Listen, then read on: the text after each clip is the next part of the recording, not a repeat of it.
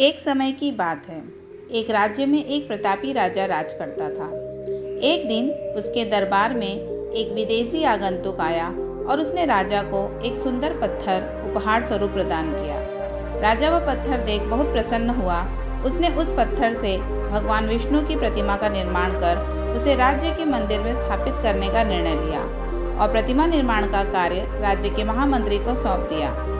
महामंत्री गांव के सर्वश्रेष्ठ मूर्तिकार के पास गया और उसे वह पत्थर देते हुए बोला, महाराज, मंदिर में भगवान विष्णु की प्रतिमा स्थापित करना चाहते हैं।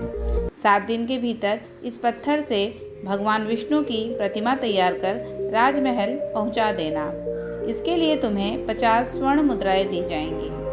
50 स्वर्ण मुद्राओं की बात सुनकर मूर्तिकार खुश हो गया और महामंत्री के जाने के उपरांत प्रतिमा का निर्माण कार्य प्रारंभ करने के उद्देश्य से अपने औजार निकाल लिए। अपने औजारों में से उसने एक हथौड़ा लिया और पत्थर तोड़ने के लिए उस पर हथौड़े से वार करने लगा, किंतु पत्थर जस का तस रहा। मूर्तिकार ने हथौड़े के कई वार पत्थर पर किए, किंतु पत्थर नहीं टूटा।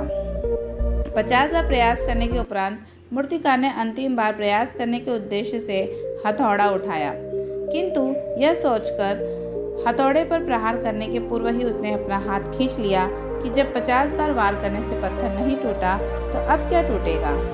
वह पत्थर लेकर महामंत्री के पास गया और उसे यह कर वापस कर दिया कि इस पत्थर को तोड़ना नामुमकिन है, इसलिए इससे भगवान विष्णु की प्रतिमा नहीं बन सकती। महामंत्री को राजा का आदेश हर स्थिति में पूर्ण करना था, इसलिए उसने भगवान विष्णु की प्रतिमा निर्मित करने का कार्य गांव के एक साधारण से मूर्तिकार को सौंप दिया।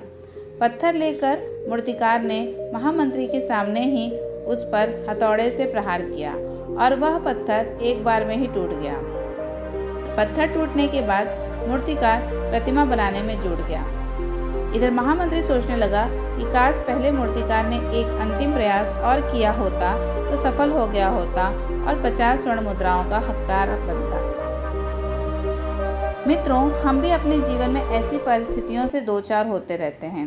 कई बार किसी कार्य को करने के पूर्व या किसी समस्या के सामने आने पर उसका निराकरण करने के पूर्व ही हमारा आत्मविश्वास डगमगा जाता है और हम प्रयास किए बिना ही हार मान लेते हैं।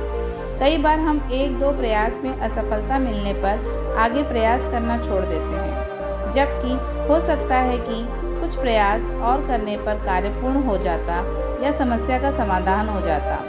यदि जीवन में सफलता प्राप्त करनी है तो बार बार असफल होने पर भी तब तक प्रयास करना नहीं छोड़ना चाहिए जब तक सफलता नहीं मिल जाती। क्या पता जिस प्रयास को करने के पूर्व हम हाथ खींच लें वही हमारा अंतिम प्रयास हो और उसमें हमें कामयाबी प्राप्त हो जाए। धन्यवाद।